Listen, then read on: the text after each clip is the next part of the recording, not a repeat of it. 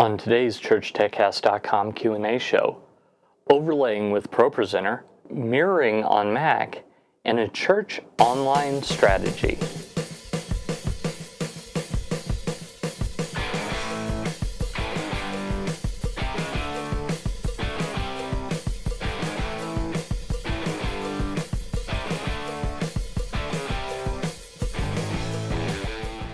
Hi, and welcome again to another episode of the ChurchTechCast.com Q&A show. This is the show where every week I answer your church tech questions.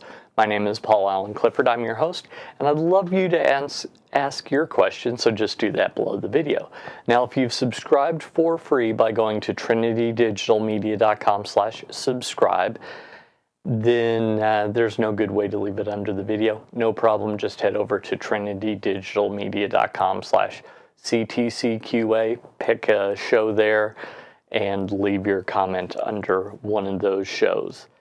So our first question today comes to us from Wonderful Lens on YouTube.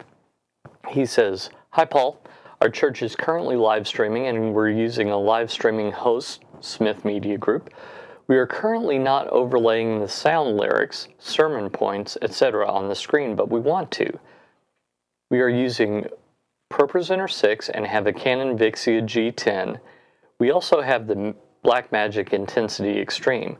We purchased the SDI module for ProPresenter, but I'm having struggles on getting it hooked up and working.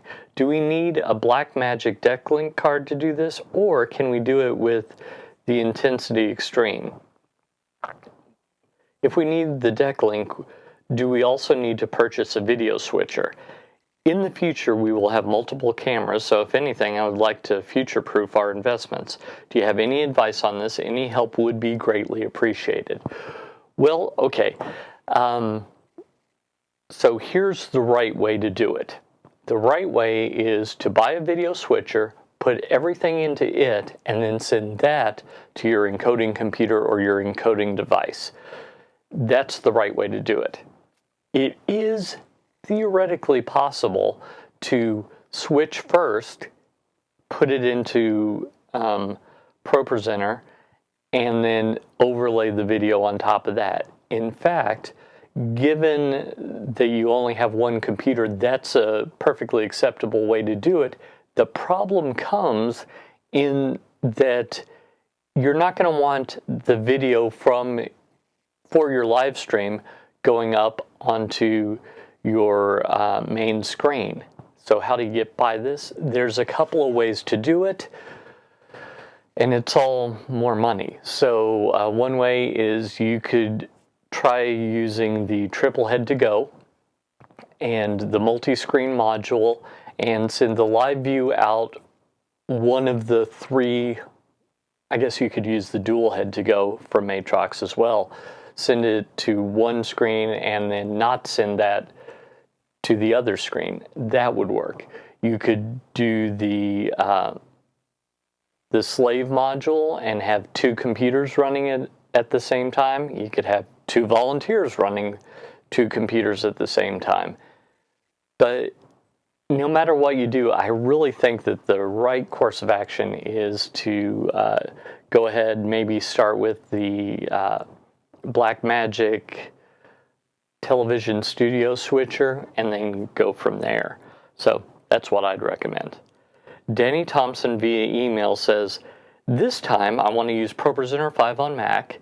What buttons make the Mac go to extend? I'm new to Mac also. Thanks so much for your help. I leave tomorrow for our El Salvador conference." So previously we've had people from Berlin, people from Israel, now someone from headed to El Salvador. Yay, global audience. Just wanted to celebrate that. But anyway, all that to say, so in the preferences on your Mac, you can open the preferences and then there's a little monitor icon. Make sure everything's plugged in first. That's absolutely necessary. Then there is a monitors icon where you can double click on that. You should then have three settings. I said monitors, it's actually displays now that I'm remembering it. You should have 3 tabs at the top. The middle one is called Arrangement, and you should see a little rectangle for each of the displays. If you don't, the first thing I want you to do is go to the lower left-hand corner of that same window, and there's a little checkbox marked Mirroring. Uncheck that. Chances are that'll clear it all up, and you'll then have a little rectangle for each of your displays. And as you click on the display in this little pop-up window, well, it's not a pop-up window, but in the window, you should see a border around the screen that is the one that you're interacting with. So what I always do is I always drag these so that they make sense in physical space. So behind me, if you're watching the video, I have 3 monitors. Well, in the representation, there are in fact 3 boxes, one right next to each other, just like it is in my physical space. So make sure you drag it to where it makes sense to you. You know, if the stage display is behind you on the wall above the tech booth, maybe you put that below, and then the output screen, you put that above, and then your control screen in the middle. Whatever makes sense to you, just move it so that it works, so that you don't lose your mouse too easily, and that should help you. If you were using ProPresenter 6, there's an easy way to get your mouse back, but you're using Pro 5, so that's not something that will help you right now, but maybe in the future. Okay, finally, Kim Anderson on Twitter says, where do I begin? At the beginning, I think. I'm the admin for our church, and we want to do a couple of things. Streamline social media presence, to use tech to get our message out, live streaming, podcasts, etc. Any thoughts on where to start? Thanks. Well, Kim, what I would do is I would start at the beginning. I joked about that earlier, but I think that it's really important. Don't get bogged down on everything you can do. Start doing one. Which do you feel more comfortable with? Which do you think that you could get the most impact with the best? I've got books on podcasting, live streaming, and Twitter. So those 3 are resources that you can take a look at and see how to help. I think that ease of use, you're probably talking either podcasting or Twitter. Twitter might be a little bit easier because there's no recording and editing and all that fun jazz. But get started and just start to make some headway. The faster you start, the faster you'll get to a good point where you can train up other people, hand it off to other people, build a team around you, etc., and then you can move on to something else. I wouldn't try and do everything at once. If you do that, that's really a recipe for disaster, because something's going to get hard and you're just going to drop it and say, I'll get back to it, and you'll mean to, and maybe you will, maybe you won't. So it's much better to just follow one course until successful, which is an acronym, follow F, O for 1, course C, until U, S, success, focus. That's what that is. Heard that on Michael Hyatt's podcast, I believe. So focus on one of these goals and make a little progress every day. And before long, you'll look back and you'll go, wow, we've done a lot. Well, you couldn't have done it all in one day, but doing a little a day every day yields success.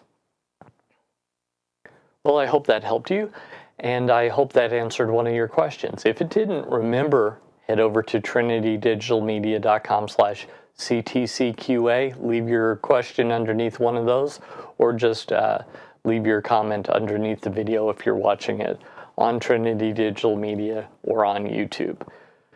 If you like this content, I bet you'd like my email newsletter with exclusive content available nowhere else. So head on over to trinitydigitalmedia.com/gifts, GIFTS, and pick up your free church tech gift along with a free subscription to my email newsletter. And don't forget, this content is provided to you free of charge, and so if you do in fact need any church tech consulting or tips or training, just head over to my store, trinitydigitalmedia.com/store, and see if any of the resources that I've made with you in mind are in fact helpful for you. No pressure if they're not right for you, but if they are, I'd love for you to consider me to help you and your ministry, whether it's you personally or other people in your ministry. Until next time, this is Paul Allen Clifford with TrinityDigitalMedia.com. Go out and change eternity.